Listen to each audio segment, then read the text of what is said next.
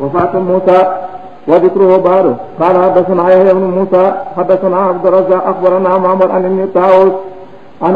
أبي هريرة رضي الله عنه قال أرسل ملك الموت إلى موسى عليه السلام فلما جاءه استبكاه فرجع إلى ربه فقال أرسلتني إلى عبد الله يريد الموت. قال ارجع إليه فقل له يضع يده على مبنى ثور فله بما غطت يده بكل شعرة سنة. قال أي ربي ثم ماذا؟ قال الموت. قال فالآن؟ قال فسأل الله أن يبنيه من الأرض المقدسة رمية بحجر. قال أبو هريرة فقال رسول الله صلى الله عليه وسلم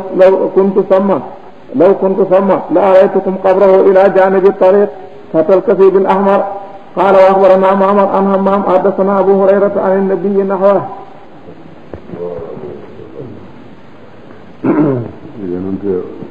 faatu yonent Yàlla Muusaa ba Yàlla bëggee faat yonent Yàlla Muusaa dafa yebal malakul mawti ci njëlbéen gaaw nëbb dafa ñëw ñu bi jano moom ñu ñëw ci yonent Yàlla Muusaa nag ne ko Yàlla ma yónni pour ma jël soroo Muusaa daal di ko pes na lu xibët ba mu dellu ci Yàlla ne ko xewal ma ci sa jaam boo xam ne kat mu la dee bëggul dee bañ na moo mu pes de lu xi ne sama bët mu ne ko dellu ne ko may naa ko mu teg loxoom ci yëkku kuy lu ñuul wala lu weex tënkam lépp lu mu sàng ci kawar li ma kawar yëpp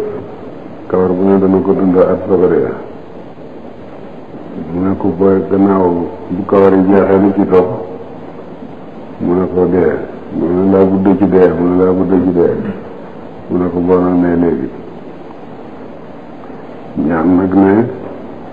Yàlla nag ma jegeel Bayti Maqdis nga xam ne ku sànniw saam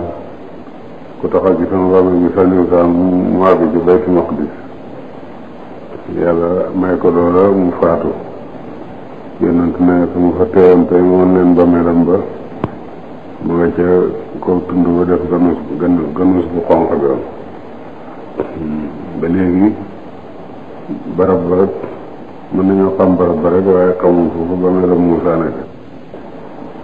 loolu ci xasaay si yonent la bokk sallallahu alayhi wa sallam mboolem yonent Yàlla yëpp amul benn yonent boo xam ne wóor nañu ne